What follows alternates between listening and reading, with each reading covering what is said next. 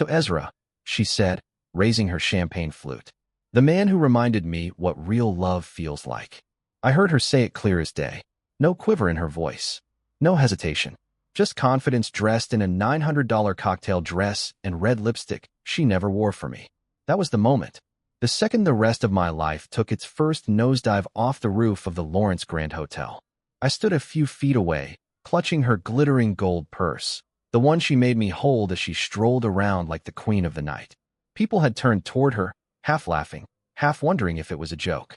It wasn't. I wasn't even surprised. I'd been expecting something for weeks. But what I didn't expect was how far she'd go to bury me. In public, on purpose, and with a smirk. My name's Caleb Rhodes. I'm 44. Been loading steel, freight, and busted pallets for the past 16 years at a yard 20 minutes outside of Billings, Montana. You won't find my name on anything important, and I don't post about my lunch on social media. But I show up. Every day. Rain, snow, blistering heat, doesn't matter. My lunchbox is metal, dented from when it fell off the back of a moving trailer. My phone's cracked. My boots, worn down to a shine at the toes. But they still work, same as me. I met Savannah at a roadside bar called the Elk's Eye. She was tending bar. Red hair tied up. Voice that could melt butter. I asked for a Jack and Coke and left with her number on a napkin that said, "Only if you call before midnight." I married her 11 months later. She called me her steady oak. Turns out, she was the wind that was always looking for something else to blow down. The party was my idea. Her 37th birthday. I spent 2 months planning it, mostly after hours, between shifts, pulling overtime just to make ends meet. Sold my dad's old hunting rifle, the one he left in the closet after he passed. Sold my rare coin set. Gave up my seat in the company fishing trip to save a few hundred more. I wanted to give her something that said, "I see you." Now I see her real face, and I wish I'd never looked. She arrived late. Of course. I was already sweating through my shirt, trying to keep the catering crew happy and the string quartet tuned up. It was a rooftop venue downtown. Lights strung like constellations, tables wrapped in white linen, and jazz humming through borrowed speakers. People were milling about, wine glasses in hand, complimenting the setup. And I was standing by the bar, looking like a man praying for something he already knew was gone. Then she showed up. At 7:43 p.m., she stepped out of the stairwell like it was a red carpet. Black heels with red bottoms. Tight black dress that fit like it had been made to get peeled off. Gold earrings, lips the color of blood. Hair done up like she was heading to a photo shoot, not a birthday party thrown by her exhausted, forklift-driving husband. She smiled at me from across the rooftop. Walked straight up. Kissed me on the cheek. Looking sharp. "Caleb," she said, handing me her purse without stopping. "Don't lose this one." Then she was gone, floating through the guests like smoke, saying hello, leaning in too close to old friends, laughing too loud at jokes she used to groan at. And then I saw him. Ezra. I didn't know his name yet, but I knew him the second I saw her touch his arm. You don't put your hand on a man's forearm like that unless you've got history with it. He was tall, too clean. His shirt fit too well, like he'd ironed it 5 minutes before arriving. Aviator watch, short fade haircut, perfect teeth. The kind of man who charges $180 an hour to tell people how to breathe through anxiety and do squats properly. I watched them from the side of the bar, her hand lingering on his chest. And then came the toast. She tapped her glass. The band quieted. Guests turned toward her. A few clapped. A hush fell. Savannah stood in the center of the rooftop, backlit by city lights, looking like she belonged on a stage and not in a home with one bathroom and a porch that creaked. She smiled. "Thank you all for coming," she said. "It means a lot to be surrounded by such beautiful, supportive people." I felt her eyes skim over me, then land on Ezra. "But most of all," she added, "thank you to Ezra, the man who reminded me what real love feels like." Silence. People looked at me, looked at her, looked at him. Nobody moved. Savannah smiled wider. "And of course," she said, pivoting with the grace of a show horse, "my husband, Caleb." She gestured toward me like I was a statue in a park. "You're dependable. Like a good snow shovel. Always there when things get buried." A few guests chuckled. She kept going. "Seriously, though, Caleb has many talents. He can grill a mean steak. He can fix a broken washing machine. And he's very, very good at pretending not to see things." That one landed. Hard. People laughed louder. She turned to me fully. 7 years, she said. "And I'll always be grateful for your patience, your silence, Your ability to let me be whoever I wanted to be, without ever asking who that was. She winked. Happy birthday to me. I stood still. Then, slowly, I walked toward her. Every step felt like dragging concrete. I reached her, took the mic gently from her hand, and faced the crowd. I cleared my throat. Can we get one more round of applause for Savannah? I said. She's always dreamed of being an actress, and tonight she finally nailed the part of delusional narcissist. A few stifled gasps. Someone let out a full-on cough laugh. I kept going. She's right, you know. I didn't see a lot of things. Like how she left her underwear under the passenger seat of her own car. Or how the hotel she visited for a conference had charges for room service for two. Or how her gym membership suddenly renewed, under his name. I pointed at Ezra. He took a half step back. Don't worry, pal, I said. She's yours now. Comes with red wine breath, a purse full of lies, and a heart that's been on layaway for 3 years. I handed the mic to the MC, smiled, and said, loud enough for the front row. I'd say I wish you both happiness, but that'd make me a liar, too. I walked to the main table, set down a gift box wrapped in silver paper and tied with a red ribbon. Inside, a printed folder, screenshots, photos, a letter, and a thumb drive labeled Truth. I kissed the box gently, walked out, down the stairs, out into the street. The night was cold, dry air, lights buzzing above me like old neon signs. I didn't cry, didn't shake. I just felt still, like I'd been living underwater and finally broke the surface. People say when betrayal hits, you feel anger, fury. That's not true. You feel hollow. You feel like your ribs are missing something they used to protect. You feel like your life just got unplugged and the backup generator never kicked in. I sat in my truck, engine off, phone buzzing in my lap. Her name, over and over. I turned it off, rolled down the window, let the air in. You don't forget the moment you give a part of yourself to someone. I don't mean metaphorically. I mean flesh, blood, organs. I gave Savannah a kidney, not a gift, not a metaphor. A real, living part of me, cut out of my body, inserted into hers. She was 32 when hers started failing. Rare autoimmune thing. Sudden, brutal. Within weeks she couldn't keep food down, her energy tanked, and her skin turned the color of wet concrete. She used to joke she looked like a Tim Burton character. But I saw what she wouldn't say: fear. Real fear. The kind that lingers behind your eyes at night. We tried other donors. Nothing matched. So I got tested. And wouldn't you know it? Perfect match. I remember the night before the surgery. She lay in that hospital bed, for in her arm, voice soft from meds. Her hand wrapped around mine. You don't have to do this, she whispered. I smiled. Too late. I already told them to remove my spleen by accident just to keep you laughing. She laughed weakly, then cried. The good kind. The kind that makes you believe love still exists. At least, that's what I thought. The surgery went fine. Recovery? Hellish.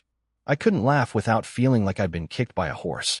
Couldn't sleep on my side for a month. Couldn't lift more than a gallon of milk. She bounced back faster. Color returned. Energy. Spark. I was proud of her. Of us. Thought we'd built something no one could break. Turns out, all I'd done was fuel the engine of her betrayal. 2 years later, just 2 days after her birthday party, the one where she toasted her lover and humiliated me, I saw them again. This time with no crowd. No lights. Just the two of them, behind the Walgreens across town. I'd stopped by to pick up toothpaste and allergy meds. It was late, just past 9:30. Light rain. The parking lot was slick and half empty. As I walked back to my truck, I noticed a car idling near the edge of the lot. A silver Charger. Tinted windows. Sleek. Expensive. Something about the movement inside made me pause. 2 figures in the front seat. One leaned over the console. It took my brain a second to catch up with my eyes. But there it was. Her. Savannah. And him, Ezra. They were kissing. Sloppy. Hungry. Familiar. Not first-time passion. Repeated sin. I stopped mid-step, standing behind a parked Subaru. Her hand was on his chest. He laughed, soft and smug, and brushed her hair back from her face. She said something. He nodded. They kissed again.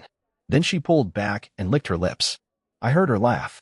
That same laugh she used to give me when we slow danced in the living room after dinner. When she wore my old flannel shirt and nothing else. Now she gave it to him. A stolen version.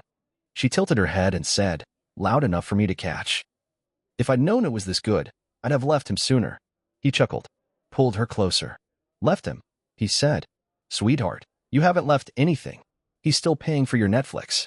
They both laughed. She rested her hand on his thigh and leaned in, whispering something I couldn't hear. Then she climbed onto his lap. I walked back to my truck like I wasn't holding back a scream. Sat behind the wheel. Didn't start the engine. Just stared through the windshield. You know that feeling when your own body turns against you? Like your skin doesn't fit right? Like your breath feels borrowed? That was me. I gave her my kidney. She gave herself to a man who didn't even have the decency to park in the back. I thought about confronting them.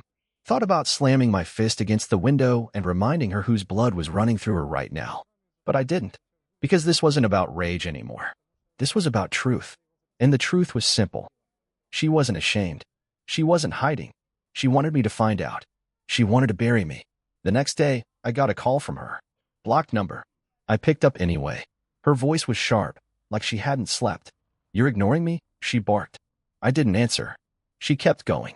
"What the hell was that at the party? You embarrassed me in front of everyone." I almost laughed. "You embarrassed yourself, V. Don't call me that," she snapped. I paused. "Okay, Savannah," I said. "How's Ezra's passenger seat these days?" Silence. Then venom. "You followed me? What are you, some kind of creep now?" "No," I said. "I'm the guy who gave you a damn kidney. Remember him?" More silence. Then, softer. "Caleb, don't make this ugly.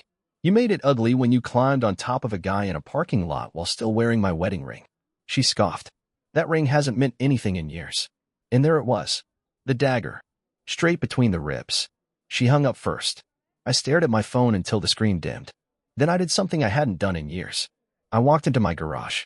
Pulled out my dad's old toolbox, the one with the initials burned into the lid. I opened the drawer with the hidden panel and pulled out the envelope. Inside? Receipts. Hotel bookings. Gas station charges. 2 burner phone bills. She'd been planning it longer than I thought. I didn't drink that night. Didn't sleep either. I sat at the kitchen table, staring at our old wedding photos still hanging on the wall. She wore ivory. I wore gray. Her eyes were closed in laughter. Mine were locked on her like I couldn't believe she was real. Now I wish I hadn't blinked. Interesting moment, late that same week. I went to the Elks Eye, the bar where we met. Thought maybe I'd grab a beer. Sit in the back. Just exist for a bit. Instead, I walked in and saw her. Not Savannah. Her mother. Sharon. Sitting at the bar with a glass of wine and a face full of regret. She saw me. Waved me over. I didn't want to. But I did. She patted the stool next to her. "You okay?" she asked. I nodded. "Depends on your definition." She sighed. I told her once. "If you ever get tired of him, do the decent thing and leave. Don't do what your father did to me." I looked at her. She took a sip of wine. She didn't listen. I didn't speak. "You were good to her," Sharon said. "Too good. She doesn't know what to do with men who don't break things." I stood. Tossed a $20 on the bar. "She'll figure it out," I said. When no one's left to fix what she shattered. Back home that night, I looked at the mirror in the bathroom. Noticed the scar on my side. The one from the surgery. A reminder of what I gave her. What she took. And how little she ever planned to give back. You'd think after the kidney, the affair, and the public humiliation, there wouldn't be much left for Savannah to take from me. You'd be wrong. Pain's a generous thing. It always leaves room for more. The fallout from her birthday party hit fast and brutal. I thought maybe she'd lay low. Let the shame settle.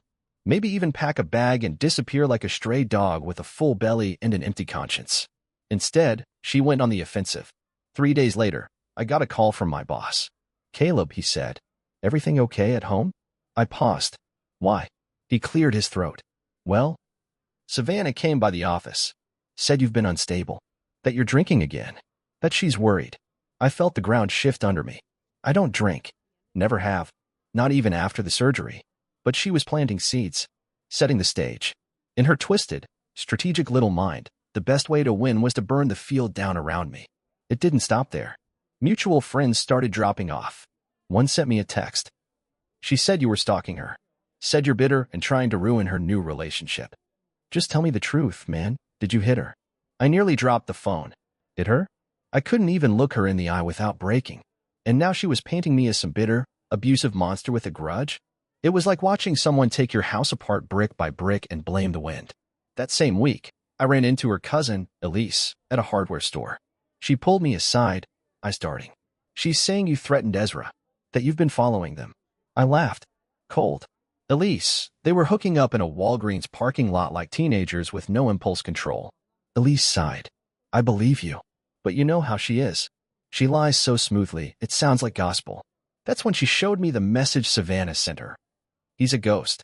A hollow man. All he ever gave me was space to disappear into. And another. Even his kidney. Don't think that was romantic. It was a control move. A way to say, you owe me forever. Like a gift wrapped in chains. I felt like the wind got knocked out of me. She was rewriting history. Gaslighting the world. And worse? She was good at it. Savannah had always been the kind of woman who could cry on cue. She could tilt her voice just right, add a tremble, widen her eyes, and suddenly you were the villain, even if she'd thrown the first punch. Her cruelty wasn't rage. It was cold, measured, cynical. She didn't scream at you. She made you scream, then acted like she was the victim of your outburst. I tried to stay out of it. Tried to keep my head down. I wasn't interested in winning. I just wanted peace. But that peace kept slipping further away the quieter I stayed. Then something happened I didn't expect. I got a letter. Handwritten. Folded neatly into an envelope with no return address. Inside, 5 lines. You don't know me, but I know what she's done. I was one of them. I didn't know she was married until it was too late. She's been playing this game longer than you think. You deserve the truth. Signed only, M. I sat at the table, staring at that letter like it was ticking. I'd spent the past few weeks assuming Ezra was the only one. Now I wasn't so sure.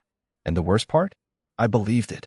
Because deep down, I'd felt it for years, that hollow space between us, that empty smile she gave me when I kissed her forehead. That ache when she flinched from my touch, like I was holding a memory she didn't want anymore. So I did what any broken man does. I started digging. Her phone bill. Our credit card statements.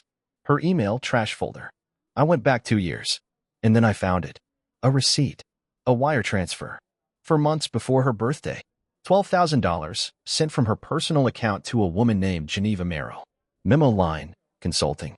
That word, it sent a chill through me. I Googled it. Searched the name. And that's when the twist came. Geneva Merrill was not a consultant. She was a licensed private investigator. Savannah had hired a PI. Not to follow me, no. To clean up her own digital trail. To erase texts. Delete location history. Scrub dating app accounts. She'd hired someone to cover her tracks, months before I even knew she was cheating. This wasn't just infidelity. This was long-term, professional deception. I sat in my garage that night with the letter from M in one hand and the Geneva receipt in the other. And I realized she'd never stopped planning. Even while I was healing from surgery. Even when I was spoon-feeding her yogurt in a hospital gown. She was already halfway gone. The next day, I did something else I hadn't planned. I went to Ezra's gym. Walked in. Paid the day fee. Changed into workout clothes. And waited. When he saw me on the bench press, his jaw tightened. He approached like he thought I might swing. Instead, I looked up at him and said, "Tell me something, Ezra. Did she ever mention the kidney?" He froze. Then shrugged. "She said you wouldn't let her forget it." I laughed. "So she's using that line too, huh?" He looked around. Nervous. "I didn't know at first, man. I really didn't. You do now." I think I love her." I stared at him for a long time, then said, "I hope you like living with a ghost who turns your ribs into stepping stones." And then I walked out. That evening, it happened. The event that changed everything. I got a call from a blocked number. I answered. "Is this Caleb Rhodes?" "Yes. This is Detective Morrell with the Billings Police Department. Are you familiar with Savannah Rhodes?" My stomach clenched. "Yes. There's been an incident. We need you to come down to the station. Immediately." I raced there, mind racing faster. When I arrived, they brought me into a cold room with metal chairs and a humming light overhead. Then they showed me a photo. Savannah. In handcuffs. Hair messy. Eyes red. Makeup smeared. "Sir," the detective said, "your wife was arrested this afternoon attempting to impersonate a physician at St. Marlowe General." I blinked. "What?" "She was caught trying to access patient records, one of them belonging to someone named Geneva Merrill. The PI." My mind reeled. She was trying to delete files. Hospital security flagged her fake credentials. She resisted arrest. I leaned back, laughing softly. "This woman," I muttered. The detective narrowed his eyes. "Does she have any history of this kind of behavior?" I thought about all of it. The lies. The manipulation. The surgery. The public humiliation. The Walgreens parking lot. And now this. And I said, "No. But I should have known." The day after Savannah got arrested, I thought maybe that was it. That the worst of it had surfaced. That the dust had finally settled. But I should have known better. With her, There's always another mask waiting underneath the one that just cracked. I woke up to my phone buzzing. 5 missed calls from Sharon, her mother. One from an unknown number. And then a text. No name. Just, check your storage cabinet in the garage. Bottom left. Now, I stared at it. My mind was still groggy, but something about the tone. I got up. Didn't bother with coffee. Walked barefoot into the garage. It smelled like oil and dust, familiar, grounding. I opened the storage cabinet. Bottom left was a box labeled winter gear. I opened it. Inside wasn't coats or gloves. It was a pill organizer. 7 compartments, each full, labeled in red marker. I just stood there, staring. Those were her post-transplant meds. The ones she swore she was taking every day. The ones I picked up for her after my shifts. $600 a month out of pocket, because insurance only covered so much. Except, these weren't refills. These were stockpiled, untouched, still sealed. I picked one up. There was a sticky note under it. One word. Moscow. That's when it hit me. The rumors I'd heard. Stories from an ex-nurse at St. Marlowe. About high-grade anti-rejection meds going missing from hospital inventories. About a pipeline of U.S. medication getting shipped overseas through back doors, shell addresses, and private brokers.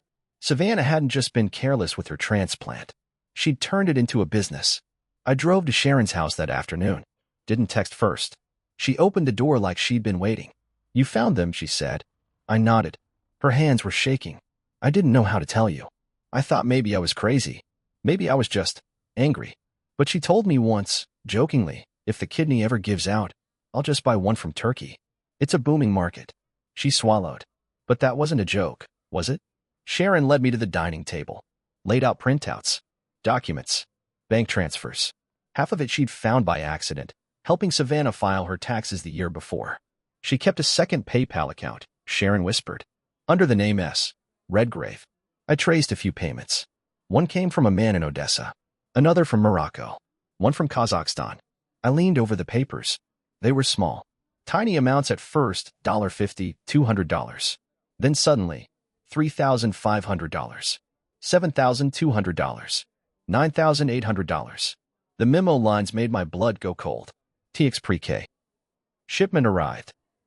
ICL no trace. Did she ever say where she got the meds? I asked. Sharon hesitated, then said, she never stopped filling her prescription, but I only saw her take them when you were watching. I sat back, staring at the ceiling fan.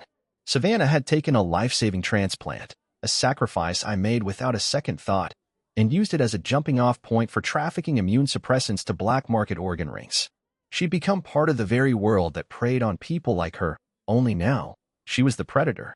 That night, I sat on the porch with a glass of water and nothing else. Didn't eat. Didn't turn on the lights.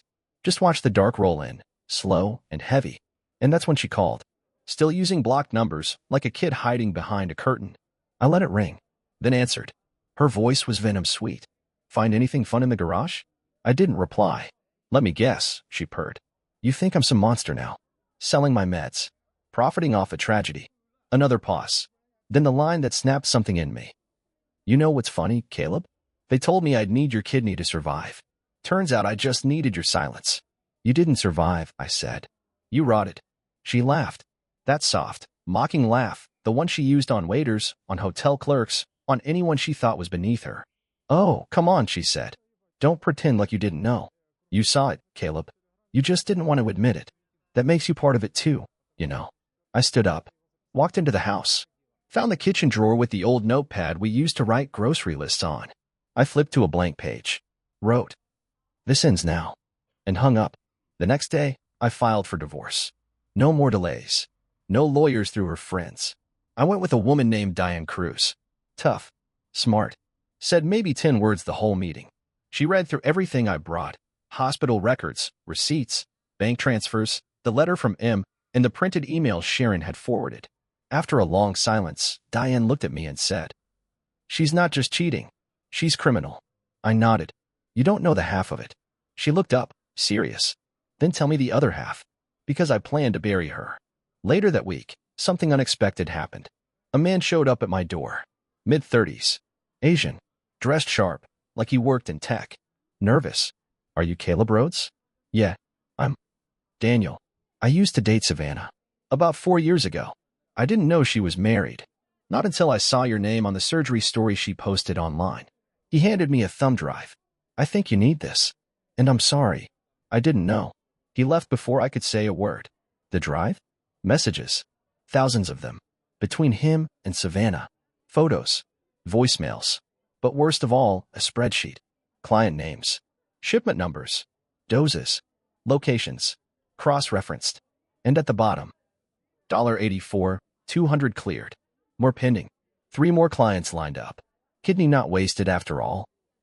I stared at that line for a long time. Then closed the laptop. She hadn't just used my kidney to survive.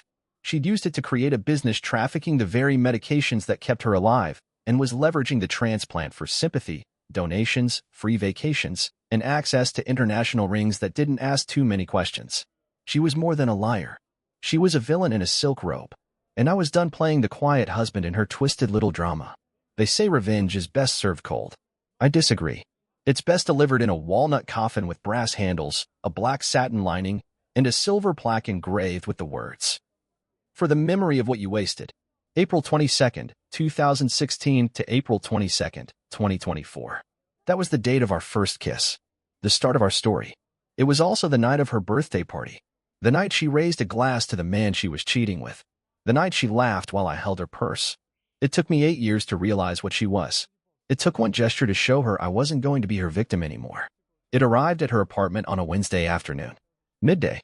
No secrecy. No cloak and dagger. Just a flatbed truck pulling up to the curb of her condo complex, lifting the polished box off the bed like it was a high-end furniture delivery. The inscription was laser-etched across the front. To Savannah, rest in peace, because the lies you lived on are finally dead. A bouquet of wilted lilies sat inside. No note. No signature. Just silence and symbolism. I didn't need to be there to watch it. A friend who lived nearby filmed it for me. She opened the front door in a silk robe, expecting a delivery from some boutique spa. Instead, she found the coffin.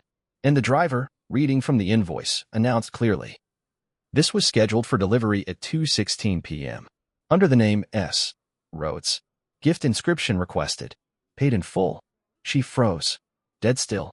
Then she screamed. Kicked the box. Tried to slam the door. But the cameras were already up. Neighbors watched. Phones came out. And the story spread like gasoline. That same afternoon, I filed the lawsuit. Civil damages. The claim? Unjust enrichment and medical hardship tied to a living organ donation. My lawyer, Diane Cruz, built the case using precedent from a 2007 dispute in New York where a man sued his ex-wife after she divorced him post-transplant. The courts had refused direct reimbursement then. But Diane didn't go for bodily harm. She went for financial deception, fraud, calculated exploitation of medical sacrifice for personal gain, plus theft of medication, drug resale, and use of fraudulent identities to access private medical records. When Diane handed me the final packet, she said, she won't go to prison yet. But she's going to bleed, financially, legally, socially. I didn't smile. I just signed the paperwork. 3 days later, Savannah called me. Blocked number. Again. This time, I picked up. She was unhinged. You sent me a coffin? You're sick, Caleb. You're mentally unstable. No, I said. I'm awake. That box? It's symbolic. You think this is over? She hissed. You think you can just ruin me? That coffin. You've just buried your chances of walking away clean. I let the silence sit. Then I said, calmly, that box wasn't meant to scare you. It was meant to mark the date your mask died. She went quiet. I added, and the lawsuit? That's just the funeral paperwork. Then I hung up. I thought that would be the end of her calls. But 2 nights later, she showed up at my house. In the rain. Soaked. No umbrella. Makeup streaked. Hair down like she hadn't slept in a week. I saw her through the peephole. Didn't open the door. She knocked. Then banged. Then finally screamed. You were supposed to love me. You were supposed to stay no matter what. I didn't reply. Just stood behind the door, breathing slow. She pounded on the wood. Then, softer. You think you're the only one hurting? You think I wanted to turn out like this? Her voice cracked. Then turned to steel again. You'll regret this, Caleb. I swear to God, you will. The next morning, I found a dead crow on my porch. Wrapped in red string. No note. Just its head tilted sideways, eyes gone. Classic manipulation. Symbolic threats. But I'd sent my message first. And mine didn't involve blood. That week, something else happened. Something I didn't expect. I got a visit from Daniel, the man who'd brought me the thumb drive weeks earlier. He wasn't alone this time. With him, a woman named Marta, late 40s, gray roots, sharp voice, medical assistant. She had once been close to Savannah years ago at a different clinic. They had shared an apartment when they were young. Marta told me Savannah had been dabbling in resale scams long before her transplant. Fake weight loss prescriptions, reselling samples, even filing for medical grants using other people's paperwork. I left when she asked me to help swap barcodes on a shipment, Marta said. I should have come forward sooner, but I didn't. She scared people. Marta handed me a notebook, torn at the edges, pages of handwritten entries, drug names, transfer codes, nicknames, and an entry that chilled me. Seer kidney donor, emotionally weak, likely exploitable long-term, potential insurance gain if manipulated, document and preserve text for guilt leverage. She had written that. About me. About the man who gave her a piece of his own body. I submitted the notebook as evidence in the civil case. Diane said it could tip the balance toward criminal fraud, depending on how the judge interpreted motive and premeditation. But I didn't care about winning money anymore. I cared about documenting the truth, making sure Savannah never rewrote it in her favor again.